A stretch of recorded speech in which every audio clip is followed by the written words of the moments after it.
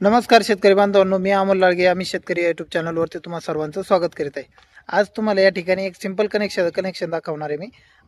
तुम्ही जर पाहिलं पाईपलाईनमध्ये काय होतं, आता सध्या भरपूर साऱ्या शेतकऱ्यांना आहे ना सोलारचे कनेक्शन आले, सोलारच्या मोटर फिट केलेले आहेत. पण त्याच विहिरीमध्ये पाहिलं 3 पेजच्या पंप मोटर शेतकऱ्यांच्या होत्या. तुम्ही जर या ठिकाणी माझ्या मागे बघितलं तर या ठिकाणी सोलार पंप आलेला आहे. 7.5 HP सोलार पंप या विहिरीवरती, आणि त्यासोबतच या विहिरीवरती पहिला 3 पेजचं पंप मोटर आहे. तुम्ही जर या ठिकाणी तुम्हाला मी दाखवतो, तुम्ही जर पाहिलं तर या विहिरीमध्ये सध्या 2 मोटर तुम्हाला सोडलेल्या दिसतील. एक यातली 3 पेज मोटर आहे, त्याची ही पेटी आहे, आणि दुसरं म्हणजे सोलार पंपचा एक मोटर या ठिकाणी बसवलेलं आहे. याचं सिंपल कनेक्शन करायचं, काही जास्त खोल फिटिंग ठेवायची नाही. त्यांनी या ठिकाणी काय केलेलं आहे, आपण या ठिकाणी एक वायपीस टाकलेला आहे, तो पण आपण लोखंडी वायपीस टाकलेला आहे. पाहू शकता, सिंपल कनेक्शन आपण या ठिकाणी केलेलं आहे.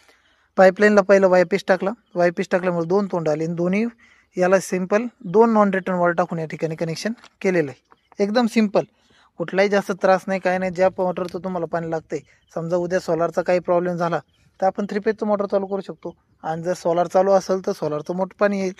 म्हणजे कुठलीही जास्त खोल फिटिंग न करता, जास्त लोड न घेता, एक सिंपल वायपीस टाकून त्याला त्या ठिकाणी 2 नॉन रिटर्न वॉल टाकून दिले का तुमचं असं मस्त आणि सिंपल सुटसुटीत कनेक्शन या ठिकाणी होऊन जातं. जास्त खर्चही त्याला येत नाही. तर ही माहिती जर तुम्हाला आवडली असेल आणि महत्त्वपूर्ण वाटली असेल तर तुमच्या शेतकरी मित्रांना ही माहिती पाठवा, आणि आपल्या चॅनलला सबस्क्राईब करायला तेवढं विसरू नका. धन्यवाद.